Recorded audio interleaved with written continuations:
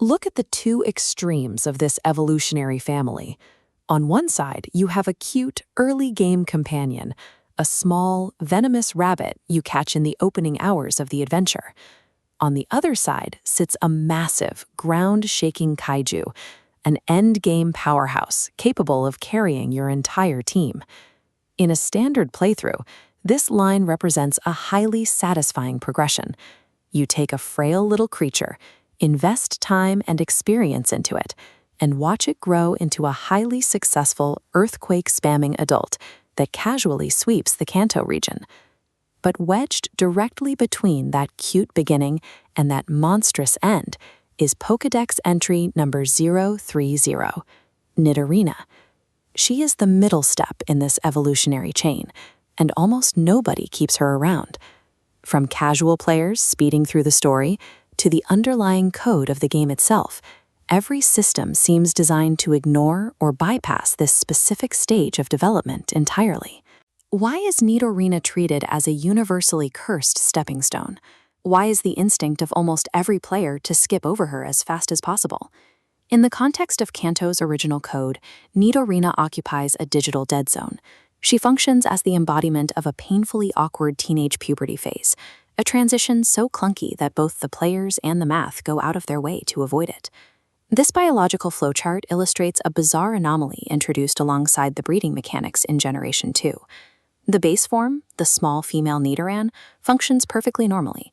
She can be placed in the in-game daycare and successfully produce an egg. But the moment she evolves into Nidorina, a hard-coded biological wall hits. She permanently loses the ability to breed. According to the game's internal mechanics, this teenager is entirely infertile. This infertility applies exclusively to the females of the species. Her exact male counterpart, Nidorino, transitions through his middle evolution with his reproductive capabilities completely untouched. Accompanying this sudden biological failure is a drastic physical shift. The cute rabbit features vanish. In their place, Nidorina adopts an angrier posture, sporting sharper spikes, prominent fangs, and a highly aggressive, defensive attitude. When you pair that increased aggression with a shutdown of her reproductive utility, the Pokémon becomes harder to manage and less useful for long-term planning. Her design shifts from approachable to defensive, just as she loses her most vital biological function. Game Freak's early coding oversights effectively trapped Nidorina in a permanent, frustrated adolescence. That biological weirdness bleeds directly into how the game is actually played. In standard playthroughs, dealing with Nidorina requires military precision. If you consult expert community guides from sites like Smogon or Pokébase, you will find a unanimous consensus. You must minimize the time spent in the Nidorina form. This horizontal timeline maps out the exact strategy players use to bypass her. Step 1 requires you to intentionally cancel her natural evolution. You keep the creature in its frail base form all the way until level 20, specifically so it can learn the Dark-type move Bite. Only then do you allow the evolution to trigger.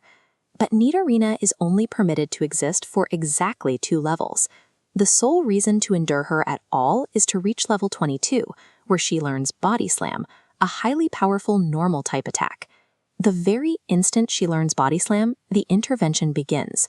You dive into your inventory, select a Moonstone, and force the final evolution, ending the phase right then and there. Optimization guides treat Nidorina like a 120-second timer. The goal isn't to use her, it's to navigate the menu fast enough to ensure she barely appears on screen. The community standard strategy for Nidorina is effectively a strategy for her immediate replacement. Nidorina's broken mechanics and highly specific leveling strategies are actually historical artifacts of the franchise's software development. This fragmentation is a remnant of 1996. The Nidoran family was finalized before the developers had even standardized the concept of gender or split evolution paths.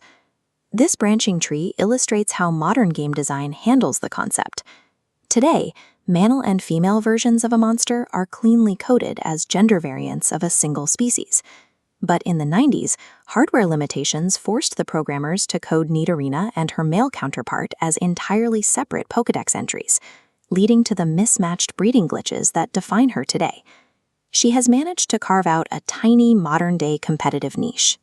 During the Sun and Moon era, certain players discovered she could utilize an ability called Hustle, which trades physical accuracy for a massive boost in attack power, turning her into a surprisingly decent physical sweeper.